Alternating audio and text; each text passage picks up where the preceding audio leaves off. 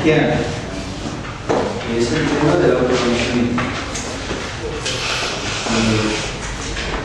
No es solamente necesario, es indispensable. Si uno no se conoce a sí mismo, se desconoce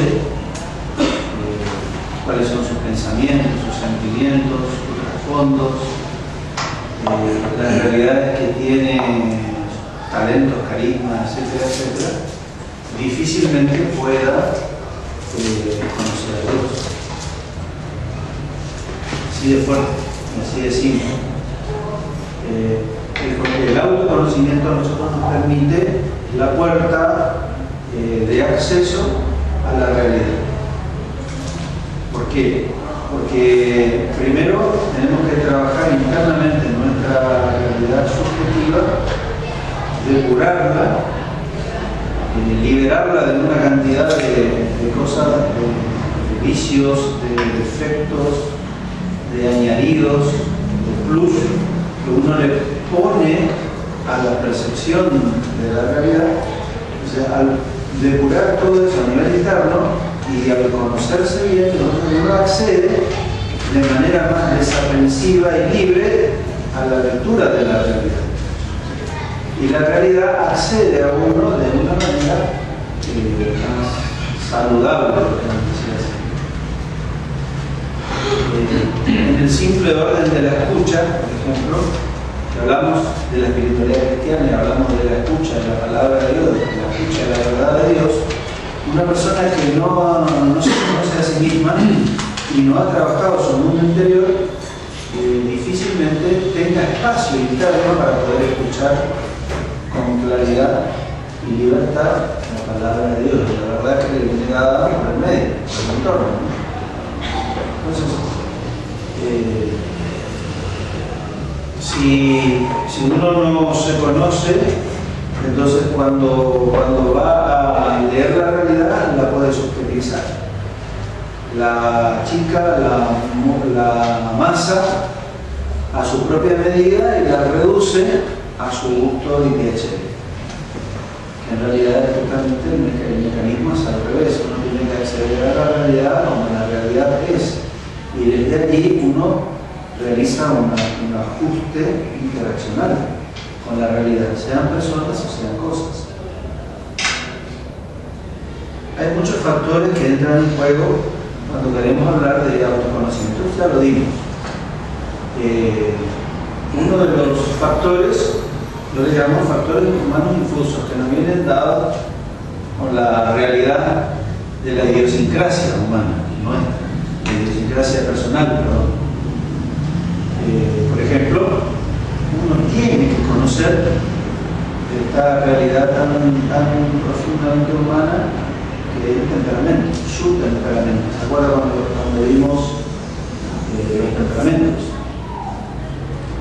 Si una persona conoce, si es verdad que no existe un temperamento, ni siquiera la conjunción de dos en uno, sino que a veces se da la conjunción de tres, y en algunas etapas de la vida uno puede llegar a tener características de un temperamento que no es propio de su idiosincrasia, sino que toma facciones de esa etapa de la vida, ¿no?, en la cual uno está pasando. Pero digamos, básicamente es fundamental que uno conozca su temperamento. ¿Por qué? Porque el temperamento no cambia.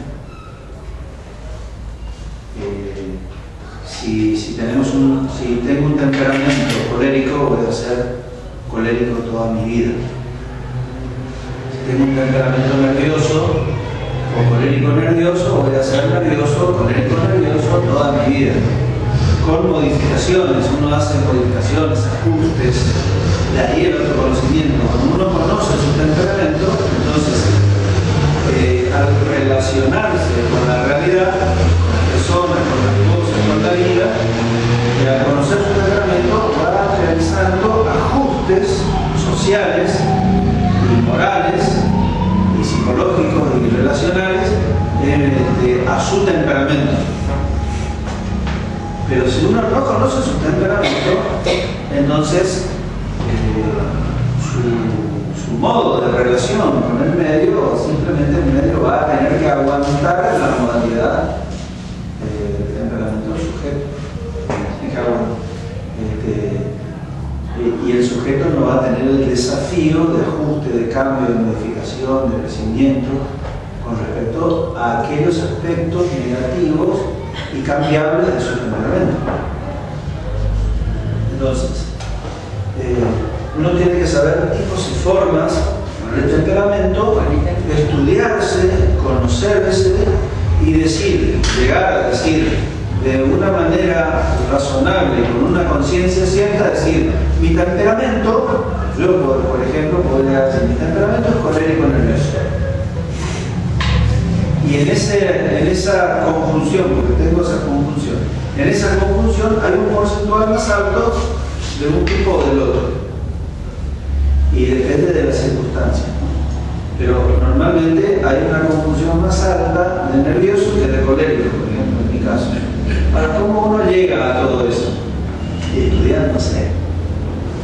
Primero, informándose, formándose. O sea, hay que conocer las modalidades, los tipos de temperamento y saber, no solo conocer, sino saber aplicárselos. Y al aplicárselos, hacer un discernimiento concienzudo, conocerse, al formarse, y entonces uno puede llegar a decir con cierta certeza, mi temperamento está tal o cual. Al decir eso, ya tiene una sartén agarrada por el mano. Porque a partir de que yo sé que mi temperamento es colérico nervioso, hay una serie de características que acompañan a ese temperamento que en mi relación con los demás yo voy a tener que ir ajustando constantemente. Conociendo los pros y los contras, los aspectos positivos y los aspectos negativos, ¿cierto? Entonces, lo más probable es que alguno de los formadores retome el tema de los temperamentos y los de.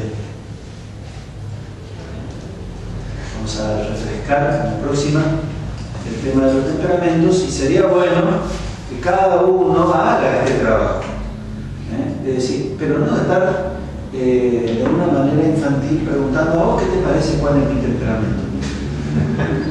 No. Eso hace un chico de primaria o de secundaria o un adolescente. No. Uno se siente, ¿cierto? Y haga su trabajo. ¿Y por qué? Porque nadie en cierta medida se conoce mejor que uno mismo. Se puede llegar a conocer mejor que uno mismo, en cierta medida, en algunos aspectos. Entonces, que haga su trabajo, no que le pregunte a su prójimo. Después sí, si quiere confrontar, que pregunte todo lo que quiera. Pero la previa, el trabajo previo es personalísimo y lo tenemos que hacer. Tenemos que desembocar en esta faceta, en este factor que toca los temperamentos. Tenemos que desembocar a decir, mi temperamento es en un porcentual alto es tal, ¿no es cierto? Y en un porcentual menor es tal. Por lo tanto, es una conjunción de tal o cual temperamento básico, ¿no? ¿O no? Esto no lo hicimos la vez anterior. Simplemente pasamos revista de los temperamentos y nada más. Hay que llegar, pero hay que llegar a decir, este es mi temperamento.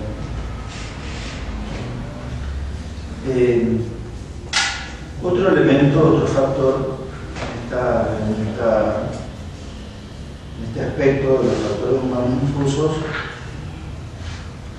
es que uno tiene que conocer los elementos y las condiciones de su carácter.